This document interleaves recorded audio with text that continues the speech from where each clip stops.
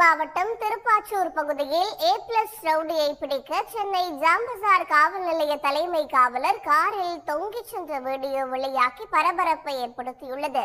3 ஆண்டுகளாக தலைமறைவாக உள்ள ரவுடியை போலீசார் பிடிக்க சென்றதன் பின்னணி என்ன? A+ ரவுடியான அழகுராஜாவை பிடிக்க சென்று ஜாம்பஜார் தலைமை காவலர் சங்கர் தினேஷ் காரிலிருந்து கீழே தள்ளிவிடப்படும் காட்சிதான் இது.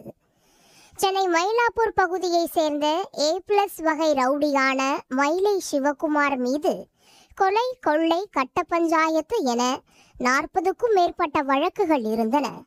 சிறையிலிருந்து ஜாமீனில் வந்த சிவகுமார் கடந்த 2021ஆம் ஆண்டு மார்ச் மாதம் மேற்கு மாம்பலம் அருகே மர்ம கும்பலால் கொடூரமான முறையில் வெட்டி கொல்லப்பட்டார். கடந்த 2001ஆம் ஆண்டு நிகழ்ந்த தோட்டம் சேகரின் கொலைக்கு பழி தீர்க்கவே கொலை செய்யப்பட்டார் மயிலை சிவகுமார். இந்த கொலைக்கு மூல காரணமாக இருந்தது தோட்டம் சேகரின் மகன் ரவுடி அழகுராஜா என்பது கண்டறியப்பட்டது.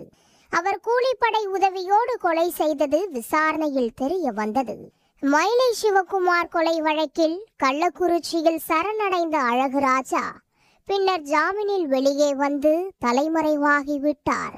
கடந்த 2022ஆம் ஆண்டு மார்ச் மாதம் கடலூர் அருகே பதுங்கியிருந்த அவரை தீவிர குற்றத்தடுப்பு பிரிவு போலீசார் கைது செய்து மீண்டும் சிறையில் அடைத்தனர். பின்னர் நிபந்தனை ஜாமீனில் வெளியே வந்த அவர் ஜாம்பஜார், மயிலாப்பூர் உள்ளிட்ட காவல் நிலையங்களில் அடிதடி வழக்குகளில் ஆஜராகாமல் இருந்து வந்ததாக கூறப்படுகிறது. மயிலை சிவகுமார் கூட்டாளிகள் அவரை தீர்த்து கட்ட முடிவு செய்திருப்பதாகவும், எனவே உயிருக்கு அச்சுறுத்தல் இருப்பதால் நீதிமன்றத்தில் முறையாக ஆஜராகாமல் 3 ஆண்டுகளாக தலைமறைவானதாகவும் தெரிகிறது. இந்நிலையில் ரவுடி அழகுராஜா திருவள்ளூர் மாவட்டம் திருப்பாச்சூர் பகுதியில் பதுங்கியிருப்பதை அறிந்து ஜாம்பஜார் காவல் நிலைய உதவி ஆய்வாளர் ஆனந்தகுமார், தலைமை காவலர் சங்கர் தினேஷ் ஆகியோர் அவரை பிடிக்க சென்றுள்ளனர். அப்போது அழகுராஜா காரில் தப்பி சென்றுள்ளார்.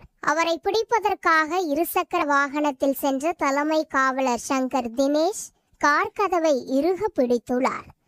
அப்போது காரிலிருந்த அழகுராஜா தலைமை காவலர் சங்கர் தினேஷை காரிலிருந்து அடித்து கீழே தள்ளியுள்ளார்.